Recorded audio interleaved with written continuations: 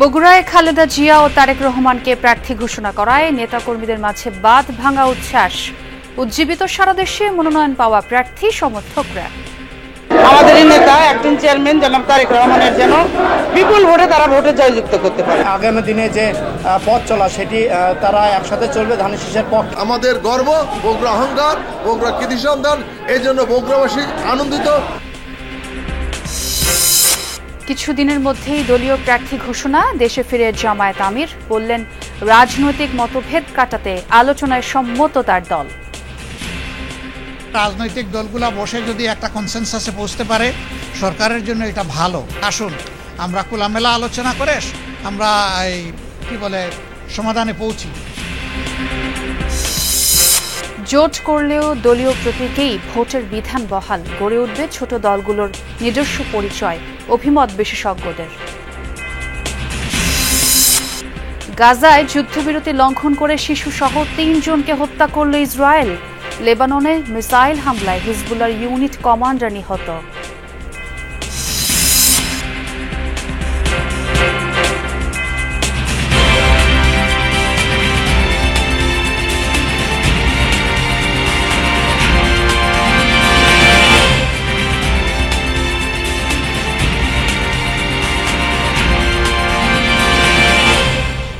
আমন্ত্রণ যমুনা নিউজে, সঙ্গে আছে আমি ছোয়া খন্দকার। আর এতক্ষণ শিরোনাম দেখছিলেন।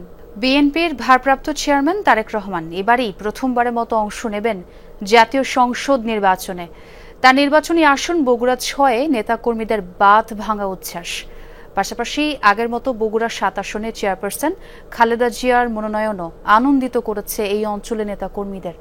দলের শীর্ষ ২ নেতাকে এই ২ আসনের সর্বোচ্চ ভোটে নির্বাচিত করার প্রত্যয় স্থানীয় নেতাকর্মীদের। দলীয় মনোনয়নের তালিকায় তারেক রহমান এবং খালেদা জিয়ার নাম ঘোষণার পর থেকেই মিছিল নিয়ে নবাববাড়ি সড়ক এলাকায় জড়ো হতে থাকেন নেতাকর্মীরা। দলের শীর্ষ ২ নেতার নামে স্লোগানে প্রকম্পিত হতে থাকে আশপাশের এলাকা। জেলার ২টি আসন বগুড়া ৬ এবং বগুড়া ৭-এ বরাবরই নির্বাচনে অংশ নিতেন বিএনপি চেয়ারপারসন বেগম খালেদা জিয়া। এবার চেয়ারপারসন লড়বেন বগুড়া ৭ থেকে এবং প্রথমবারের মতো অংশ নিয়ে তারেক রহমান লড়বেন বগুড়া ৬ সদর আসন থেকে। একই জেলা থেকে শীর্ষ ২ নেতার নির্বাচনের খবরে উচ্ছ্বাসের শেষ নেই নেতাকর্মীদের। আমাদের নেতা অ্যাক্টিং চেয়ারম্যান জনাব তারেক রহমানের যেন বিপুল ভোটে তারা ভোটে জয়যুক্ত করতে পারে। নেতাকর্মীরা বলছেন, এই ২ আসন থেকে তাদের ২ নেতাকে সর্বোচ্চ ভোটে নির্বাচিত করতে চান তারা। বগুড়ার মানুষ সকলেই অনেক আনন্দিত। তাদেরকে নিয়ে আগামী দিনে যে পথ চলা সেটি তারা একসাথে চলবে ধানের শীষের পক্ষে। বিএনপি নেতারা বলছেন, দীর্ঘদিন ধরেই প্রত্যাশা তারেক রহমান নির্বাচন করবেন বগুড়া থেকে। পূরণ হওয়ায় জেলা জুড়েই খুশির আমেজ। আমাদের গর্ব, বগুড়া অহংকার, বগুড়া কৃতি সন্তান, এই জন্য বগুড়াবাসী আনন্দিত, বগুড়াবাসী উচ্ছ্বসিত। এবং আজকের আনন্দ, আমার এক নেতা বলছে, ঈদের উৎসবের চেয়ে বেশি আজকে বগুড়াবাসীর কাছে আনন্দ।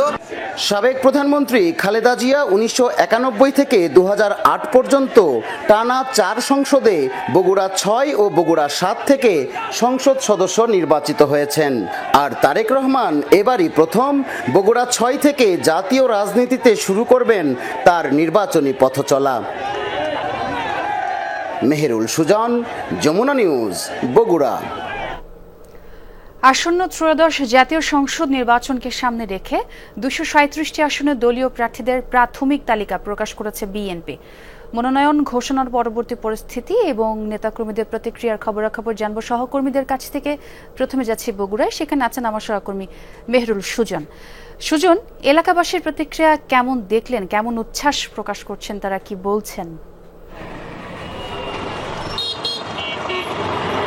ছোয়া, গতকাল থেকেই কিন্তু যখন খবরটি ছড়িয়ে পড়ে বগুড়ায় যে বগুড়া ৬ আসন অর্থাৎ বগুড়া সদর আসন যেটি, সেটিতে বিএনপির ভারপ্রাপ্ত চেয়ারম্যান তারেক রহমান এবং পাশের যে আসনটি বগুড়া ৭ গাবতলী এবং শাহজাহানপুর উপজেলা মিলিয়ে, সেই আসনে বিএনপি চেয়ারপারসন বেগম খালেদা জিয়ার মনোনয়নের খবরের ছড়িয়ে পড়ার পর থেকে কিন্তু শুধুমাত্র বিএনপির যারা দলীয় নেতাকর্মী রয়েছেন তারাই নন, এই বগুড়ার যারা সাধারণ মানুষ রয়েছেন তারাও কিন্তু বেশ উচ্ছ্বসিত এবং এই অঞ্চলের মানুষের মানুষের কিন্তু দীর্ঘদিনের একটা প্রত্যাশা ছিল যে বিএনপির প্রতিষ্ঠাতা জিয়াউর রহমান তার বড় ছেলে তারেক রহমান যিনি দলের নেতৃত্ব দিচ্ছেন তিনি বগুড়া থেকে নির্বাচন করবেন, এরকম একটি প্রত্যাশা ছিল। সেই প্রত্যাশাটি মিলে যাবার কারণে কিন্তু নেতাকর্মীদের পাশাপাশি স্থানীয় মানুষও আসলে উচ্ছ্বসিত এবং তারা নতুন করে এই অঞ্চলের উন্নয়ন নিয়ে অগ্রগতি নিয়ে তারা কিন্তু আশায় বুক বাঁধছেন।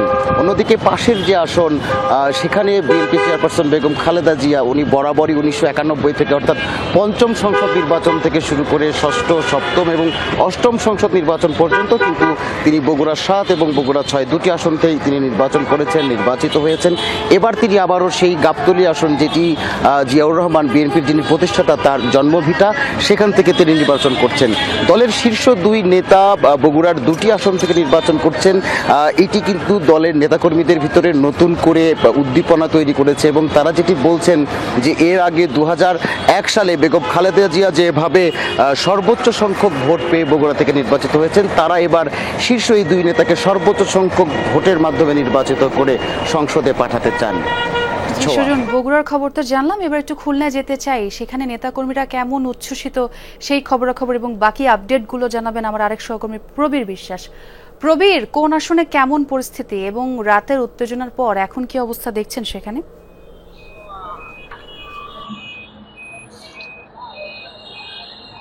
আপনাকে বলি, বিএনপি থেকে যে 200 আসনের মনোনয়নপত্র ঘোষণা করা হয়েছে সেখানে খুলনা 6টি আসনের মধ্যে 5টি আসনের মনোনয়নপত্র মনোনীত প্রার্থীদের নাম ঘোষিত হয়েছে। এবং আমি যদি আপনাকে বলি, খুলনা যে আসনটিতে আমরা এখন রয়েছি এটি হচ্ছে খুলনা 2 নম্বর আসন, অর্থাৎ খুলনা নগরী 16 থেকে 31 নম্বর পর্যন্ত এই আসনের ব্যক্তি এখানে মনোনয়ন পেয়েছেন বিএনপির পক্ষ থেকে নজরুল ইসলাম মঞ্জু। খুলনা 3 আসনে মনোনয়ন পেয়েছে রকিবুল হাসান বকুল, খুলনা 4 আজিজুল বারী হেলাল, খুলনা 5 আলী আসগার নবী এবং খুলনা 6 যেটি বাইকগাছা কয়রা নিয়ে দক্ষিণের উপজেলা সেখানে মনোনয়ন পেয়েছেন মনিরুল হাসান বাপি। খুলনা 1 ডাকবটিয়াঘাটা সেটি শুধু হয়েছে, পরবর্তীতে ঘোষণা করা হবে এই নামটি দল থেকে জানানো হয়েছে। তবে যে প্রশ্নটি আপনি করেছেন যে পরিস্থিতি কেমন, আসলে গতকাল রাত্রে উৎসব উদ্দীপনার একটা বিষয় ছিল হঠাৎ করেই, তবে আজকে তেমন কিছু নেই। আমাদেরকে জানানো হয়েছে যেহেতু কোনো ধরনের এইটাকে কেন্দ্র করে মিছিল বা সমাবেশ করা হবে না, সেই কারণে নেতাকর্মীরা আসলে সেই দিকে ধাবিত হয়নি। তবে এই মনোনয়নপত্র পাওয়া নিয়ে ধরনের কথা রয়েছে, নেতাকর্মীরা বলেছে যেহেতু একটি বড় দল, গণতান্ত্রিক দল, সে কারণে দলের ভিতর এই সমস্যা থাকবে। তবে যাকে মনোনয়ন নিয়েছে তার পক্ষে কাজ করবে। প্রবীর, অনেক ধন্যবাদ আপনাকে। রংপুরের 6টি আসনে বিএনপির মনোনয়ন প্রত্যাশীদের নাম ঘোষণায় উচ্ছ্বসিত তৃণমূলের নেতাকর্মীরা বলছেন মনোনয়নপ্রাপ্ত সকলেই দলের বিপদে আপদে পাশে ছিলেন। সবকটি আসনে ধানের শীষকে বিপুল ভোটে জয়ী করে দলের ভারপ্রাপ্ত চেয়ারম্যান তারেক রহমানকে উপহার দিতে চান মনোনয়নপ্রাপ্তরা। রংপুর 1 মোকাররম হোসেন সুজন। মনোনয়ন ঘোষণার সাথে সাথেই রংপুর 1 গঙ্গাচড়া আংশিক সিটি কর্পোরেশনের নেতাকর্মীরা নামেন মাঠে। মনোনয়ন পাওয়া মোকাররম হোসেন সুজন তখন ছিলেন ঢাকায়। 2 আসন বদরগঞ্জ তারাগঞ্জের মনোনয়ন পাওয়া সাবেক এমপি মোহাম্মদ আলী সরকারের বদরগঞ্জের বাসায় উপস্থিত হন শত শত মানুষ। উচ্ছ্বসিত নেতাকর্মীদের দাবি সঠিক মূল্যায়ন হয়েছে এবার। দলমত নির্বিশেষে আমাদের নেতা মোকাররম হোসেন সুজন ভাইকে এই আসনে জয়যুক্ত করে আমরা এই আসনটা আমাদের প্রিয় নেতা তারেক রহমানকে উপহার দেব। মোকাররম হোসেন সুজনকে মনোনীত করাতে আজকে আমাদের রংপুর 1 আসনের সাধারণ জনগণ খুশি উঠেছে। বদরগঞ্জ এবং তারাগঞ্জের উন্নয়নের উপকার জনাব মোহাম্মদ আলী সরকার ইনশাআল্লাহ সামনে যে নির্বাচন সেই নির্বাচনে আমরা দল মত নির্বিশেষে সবাই আমরা তাকে ভালোবাসি এবং তার পক্ষে আমরা সবাই কাজ করব। খালেদা জিয়া ও তারেক রহমানের প্রতি কৃতজ্ঞতা জানান মনোনয়ন প্রাপ্তরা। বিজয় উপহার দেয়ার অঙ্গীকার তাদের। এবারে সংসদের 26-এর এই চ্যালেঞ্জিং ভোটে আমাকে তারা তাদের প্রত্যক্ষ এবং পরোক্ষ ভোট দিয়ে ধানের শীষে দেবেন ইনশাল্লাহ। আল্লাহর রহমত আছে, আমাদের রংপুর 2 এলাকার মানুষ আছে ইনশাল্লাহ। আজকে যে খুশি মানুষের যার থেকে বেশি খুশি হইবে যেদিন নির্বাচনের রেজাল্ট হবে সেদিন। মনোনয়ন যখন নিশ্চিত হয় তখন নেতাকর্মীদের নিয়ে রংপুর ৩ সদর ও আংশিক সিটি কর্পোরেশন আসনের প্রার্থী মহানগর বিএনপির আহ্বায়ক শামসুজ্জামান সামু অবস্থান করছিলেন গুপ্তপাড়ার ব্যক্তিগত কার্যালয়ে। রংপুর ৪ পীরগাছা কাউনিয়া আসনে মনোনয়ন পেয়েছেন এমদাদুল হক ভরসা। মনোনয়ন পাওয়ায় আনন্দ মিছিল হয় হারাগাছ সহ বিভিন্ন এলাকায়। জনগণের পাশে গিয়ে জনগণের পাশে থেকে জনগণকে পাশে রেখে আমরা ইনশাল্লাহ ধানের শীষে বিজয় ছিনিয়ে আনবো ইনশাল্লাহ। আমরা সবাই খুশি, সেজন্য বিপুল ভোটে যেন জয়লাভ করতে পারি। 1979 সালের পর রংপুরের হারানো আসন আবারও ফিরিয়ে আনার কথা জানান রংপুর ৩ ও ৪ আসনে মনোনয়ন প্রাপ্তরা। 1979 সালে বিএনপির এমপি ছিল, ইনশাল্লাহ এই রংপুর আবার 1979 সালের বিএনপির যে অবস্থা ছিল সেই অবস্থায় ইনশাল্লাহ ফিরে যাবে। কাউনিয়া পীরগাছা হারাগাছের যে নেতৃত্বে যদি আল্লাহ তাআলা আমাকে নেতৃত্ব দেওয়ার ক্ষমতা দেয়, তা আমি বিশেষ করে এই অঞ্চলে মানুষের মুখে আমি হাসি ফোটানোর চেষ্টা করব। মনোনয়ন ঘোষণার সময় রংপুর ৫ মিঠাপুকুর আসনের প্রার্থী গোলাম রব্বানী গণসংযোগ করছিলেন কোমরগঞ্জ এলাকায়। রংপুর ৬-এ মনোনয়ন পাওয়া সাইফুল ইসলাম ঘোষণা শোনা মাত্রই ৩১ দফা নিয়ে মাঠে নেমে যান নেতাকর্মীদের সাথে। স্বতঃস্ফূর্ত সে ভোট পাবে, তাকে জনগণ তাকে স্বতঃস্ফূর্ত ভোটে জয়যুক্ত করবে। আনন্দ বন্যা হয়ে গেছে, সেজন্য আমরা আমাদের জননেতাকে ধানের শীষ মার্কায় ভোট দিয়ে অবশ্যই নির্বাচিত করব। অতীতে রংপুর ৬ আসন থেকে কার্যক্রম নিষিদ্ধ আওয়ামী লীগ সভানেত্রী শেখ হাসিনা ও শিরিন শারমিন এবং ৫ আসনে কোষাধ্যক্ষ আশিকুর রহমান এমপি ছিলেন। এই আসন দুটি এবার বিএনপির ঘরে উঠবেই এমন দাবি মনোনয়ন প্রাপ্তদের। কেন্দ্রীয় নেতৃবৃন্দ আমার উপর আস্থা রেখে যে দায়িত্ব দিয়েছে, আমি সেই আস্থা নিষ্ঠার সঙ্গে পালন করে মিঠাপুরের মানুষকে সাথে নিয়ে ধানের শীষে বিজয় সুনিশ্চিত করব। আগামী দিনে রংপুরের ৬টি আসন আমরা প্রিয় নেতা তারেক রহমানকে উপহার দেবো এই প্রত্যাশা রাখছি। ইনশাআল্লাহ পীরগঞ্জের প্রতিটি মানুষ এখন ঘরে ঘরে ধানের শীষের একটা আওয়াজ উঠেছে। ৬টি আসন থেকেই একাধিক মনোনয়ন প্রত্যাশী ছিল বিএনপির। সবাইকে এক করে জাতীয় পার্টিকে হারিয়ে বিজয় আনতে পরিকল্পনার কথাও জানিয়েছেন প্রার্থী ও নেতাকর্মীরা। সরকার মাঝারুল মান্নান, যমুনা নিউজ, রংপুর। কিছুদিনের মধ্যেই দলীয় প্রার্থী ঘোষণা করা হবে। 15 দিনের বিদেশ সফর শেষে দেশে ফিরে এমনটা জানালেন জামায়াতের আমির ডাক্তার শফিকুর রহমান। পবিত্র ওমরা পালন এবং যুক্তরাষ্ট্র ও যুক্তরাজ্য সফর শেষে দেশে এমনটাই জানিয়েছেন তিনি। মঙ্গলবার ভোরে হযরত শাহজালাল আন্তর্জাতিক বিমানবন্দরে অবতরণ করেন তিনি। পরে সাংবাদিকদের সাথে কথা বলেন। মতানৈক্যই গণতন্ত্রের সৌন্দর্য এমন মন্তব্য করে বলেন, রাজনৈতিক দলগুলোর মধ্যে মতানৈক্য হোক, মতবিরোধ না হোক। বিদ্যমান রাজনৈতিক মতভেদ কাটাতে এরই মধ্যে তার দলের নায়েবে আমির বিএনপিকে আলোচনায় বসার প্রস্তাবও দিয়েছে। এ সময় নির্বাচন কমিশনারের কাছে প্রবাসীদের ভোটাধিকার রেজিস্ট্রেশনে আরও 15 দিন সময় বাড়ানোর দাবি জানান দলের ডাক্তার শফিকুর রহমান। একই সাথে আগামী দেশ বিনির্মাণে গণমাধ্যম কর্মীদের পাশে থাকার আহ্বান জানান তিনি। ডাক্তার শফিকুরকে বরণ করে নিতে ভোর থেকেই বিমানবন্দরে ভিড় করেন জামায়াতের অসংখ্য নেতাকর্মী।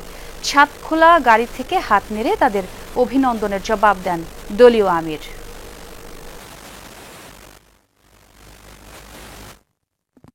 এক সপ্তাহ সময়ের ভিতরে রাজনৈতিক দলগুলো বসে যদি একটা কনসেনসাসে পৌঁছতে পারে, সরকারের জন্য এটা ভালো। এবং আমরাই সবার আগে আমাদের পক্ষ থেকে আমাদের নায়েবে আমির আহ্বান জানিয়েছেন যে আসুন আমরা খোলামেলা আলোচনা করে আমরা এই সমাধানে পৌঁছি। আমি নির্বাচিত হইনি, আমার সহকর্মীরা আমার উপর একটা দায়িত্বের ভার অর্পণ করেছে। এই দায়িত্বটা বড় ভারী। বুঝতে পেরেছি যে এই মতানৈক্য কেন। আমাদের মধ্যে মতানৈক্য হোক, তবে দোয়া করেন মতবিরোধ যেন না হয়। মতের ভিন্নতা থাকবে, এটাই গণতন্ত্রের সৌন্দর্য। সাতক্ষীরার কালীগঞ্জে বিক্ষোভ ও সড়ক অবরোধ করেছে বিএনপির একটি গ্রুপ। সাতক্ষীরা 3 আসনে দলের নির্বাহী কমিটির সদস্য ডাক্তার শহীদুল আলমকে মনোনয়ন দেওয়ার দাবিতে এই কর্মসূচি। সেখানেই আছেন আমার সহকর্মী আকরামুল ইসলাম। সর্বশেষ পরিস্থিতি জানবো আকরামের কাছ থেকে। আকরাম, কি দাবি জানাচ্ছেন বিএনপির সমর্থকরা এবং এই যে বিক্ষোভ অবরোধ চলছে, কোনো জনভোগান্তি দেখছেন কিনা জানাবেন আমাদের। জোট করলেও নির্বাচনে অংশ নিতে হবে নিজ দলের প্রতীকে। এই নিয়ে বিএনপি সহ সমমনা দলগুলোর আপত্তি সত্ত্বেও শেষ পর্যন্ত এমন বিধান যুক্ত করেই গণপ্রতিনিধিত্ব আদেশ বা আরপিও সংশোধন অধ্যাদেশ জারি করেছে সরকার। নির্বাচন সংস্কার কমিশনের সদস্যরা বলছেন, বাংলাদেশ বিশেষ প্রেক্ষাপটে আছে। বাস্তব পরিস্থিতি বিবেচনা করে সুষ্ঠু নির্বাচনের স্বার্থে সরকারকে কিছু ক্ষেত্রে নমনীয় হওয়া উচিত ছিল। তবে ছোট দলগুলোকেও নিজেদের শক্ত অবস্থান তৈরির ক্ষেত্রে নিজ প্রতীকে নির্বাচনের ক্ষেত্রে সমস্যাও দেখেন না তারা। লাভলি বিথের রিপোর্ট। নির্বাচন সংক্রান্ত আইন গণপ্রতিনিধিত্ব অধ্যাদেশ বা আরপিওর খসড়ার নীতিগত অনুমোদন হয়েছিল গত 23 অক্টোবরের উপদেষ্টা পরিষদের সভায়। এর খসড়ায় প্রস্তাব ছিল জোটে ভোট করলেও দলীয় প্রতীকে নির্বাচন করতে হবে। জামায়াত ও এনসিপি এমন সংশোধনীর পক্ষে থাকলেও আপত্তি জানিয়েছিল বিএনপি সহ সমমনা ছোট দলগুলো। নির্বাচন কমিশন ও আইন উপদেষ্টাকে চিঠিও দিয়েছে বিএনপি। রাজনীতির মাঠে এ নিয়ে দলগুলোর বিপরীতমুখী অবস্থানের মধ্যেই আরপিও সংশোধনীর গেজেট প্রকাশ করেছে সরকার। এতে বলা হয়েছে, বিজ্ঞপ্তি প্রকাশের 3 দিনের মধ্যে ইসির কাছে আবেদন করা হলে 2 বা এর বেশি নিবন্ধিত রাজনৈতিক দলের সংযুক্ত প্রার্থীদের মনোনয়নের ক্ষেত্রে কমিশন প্রার্থী নিজ দলের জন্য সংরক্ষিত নির্বাচনী প্রতীক বরাদ্দ দিতে পারবে। নির্বাচন সংস্কার কমিশনের সদস্য ডক্টর জাহিদের মতে, সুষ্ঠু নির্বাচন ও রাজনৈতিক স্থিতিশীলতার জন্য বিশেষ ক্ষেত্রে নমনীয় হলে সমস্যা ছিল না সরকারের। আরপিও যে ধারাটা এটা আগেও ছিল, এখন পাল্টে ছিল, আবার যদি আগের জায়গায় ফিরে যায়, এটা আমাদের নির্বাচনের মানকে, নির্বাচনের ম্যানেজমেন্টকে কোনোভাবেই প্রভাবিত করবে না। তো আমি এটাকে প্রবলেম দেখি না। দলগুলো বাংলাদেশ কিন্তু একটা বিশেষ অবস্থায় আছে, সুতরাং সরকার যতটা সম্ভব অ্যাকোমোডেটিভ হওয়া উচিত, তাই না আমাদের নিজেদের মধ্যে এমন কোনো কেওস লেগে যাক যে শেষে নির্বাচনটাই আনসার্টেন হয়ে যায়।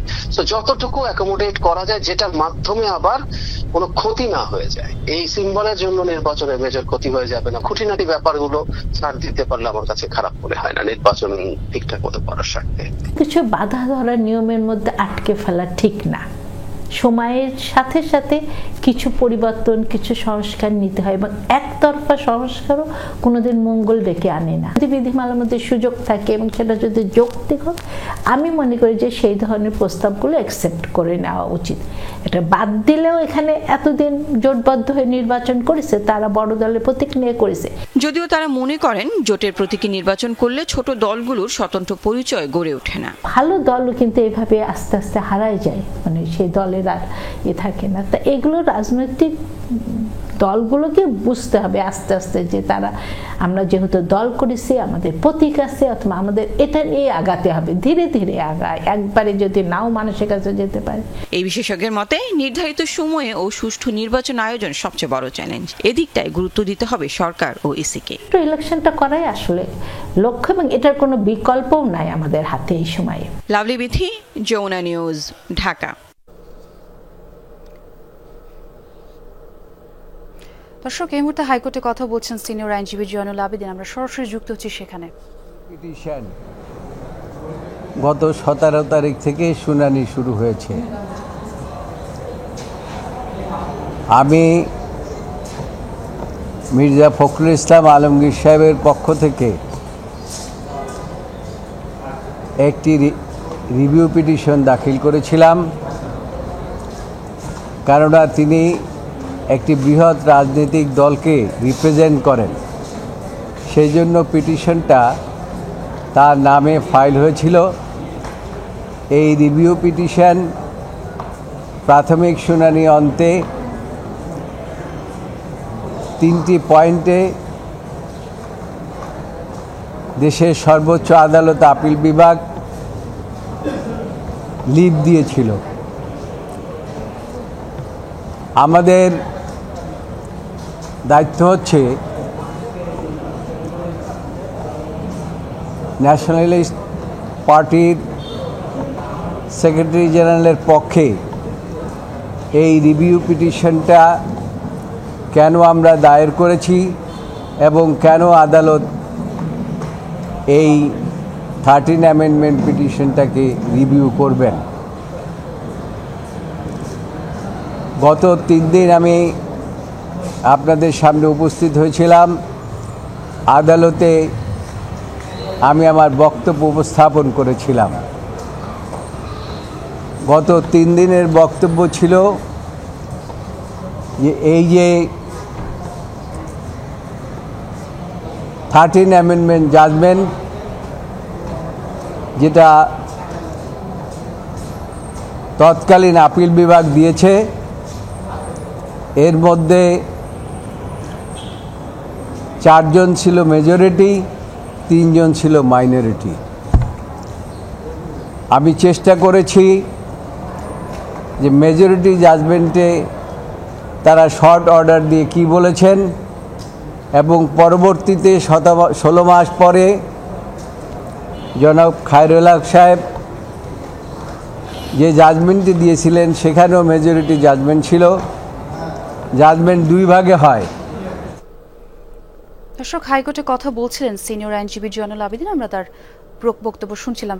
গাজার যুদ্ধবিরতি লঙ্ঘন করেই চলেছে ইসরায়েল। সোমবার উপত্যকার দক্ষিণে গুলি বর্ষণে নিহত হয়েছে শিশুসহ 3 ফিলিস্তিনি। এবারও আইডিএফ এর দাবি ইয়েলো লাইন অতিক্রম করায় চালানো হয়েছে এই হামলা। যুদ্ধবিরতি কার্যকরের পর থেকে এ পর্যন্ত ইসরায়েলের বিরুদ্ধে 125 বারের বেশি যুদ্ধবিরতি লঙ্ঘনের অভিযোগ উঠেছে। আল জাজিরার প্রতিনিধি জানিয়েছেন, বিধ্বস্ত ভবনগুলো টার্গেট করেও একাধিক হামলা চালিয়েছে নেতানিয়াহু বাহিনী। যুদ্ধবিরতির মাঝেও ইসরায়েলি হামলায় এ পর্যন্ত প্রাণ গেছে প্রায় 250 ফিলিস্তিনির, আহত হয়েছে প্রায় 600 জন।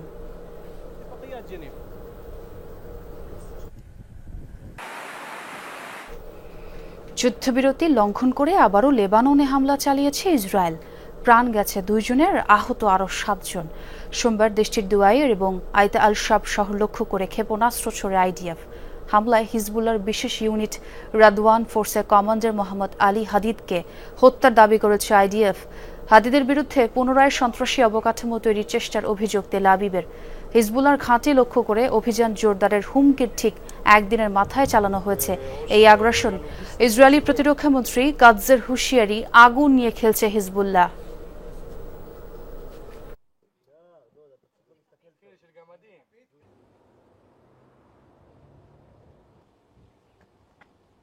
খেলার খবর, আসন্ন আয়ারল্যান্ড সিরিজে জাতীয় দলের ব্যাটিং কোচ হিসেবে দায়িত্ব দেওয়া হয়েছে মোহাম্মদ আশরাফুলকে। টিম ডিরেক্টর হলেন আব্দুর রাজ্জাক।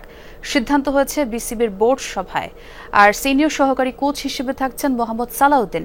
পাশাপাশি নারী ক্রিকেটারদের বেতন 35% বাড়ানোর সিদ্ধান্ত আসে সভায়। গতকাল বিকেল 3টা থেকে শুরু হওয়া সভা চলে রাত 10টা পর্যন্ত। বৈঠক শুরুর কিছু সময় আগে বিসিবির বর্তমান কমিটির অধীনে লিগ না খেলার সিদ্ধান্ত নেয় 43 ক্লাব। তাদের বিরুদ্ধে কঠোর অবস্থানের হুঁশিয়ারি দিয়েছে বিসিবি। যুক্তরাষ্ট্রের বিপক্ষে ঘরের মাঠে মাত্র 49 রানে অল আউট হয়েছে সংযুক্ত আরব আমিরাত। জুটেছে 243 রানের রেকর্ড হার। যুক্তরাষ্ট্রের দেয়া 294 রানের টার্গেটে মাত্র 22 ওভার 1 বলে গুটিয়ে যায় স্বাগতিকরা। দুবাইয়ে টস হেরে ব্যাট করতে নেমে শুরুটা ভালো হয়নি যুক্তরাষ্ট্রের। দলীয় 7 রানে সাজঘরে ফেরেন 2 ওপেনার সামিত প্যাটেল ও শায়ান জাহাঙ্গীর। 15 রান করে আউট হন অধিনায়ক মোনাক প্যাটেল।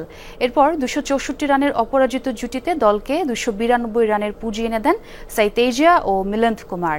137 রান করে সাইতেইজা ও 123 রান করে মিলিন্দ কুমার অপরাজিত থাকেন। জবাবে দুঃস্বপ্নের শুরু স্বাগতিকদের। 16 রানের মধ্যে সাজঘরে ফেরেন টপ অর্ডারের 7 ব্যাটার।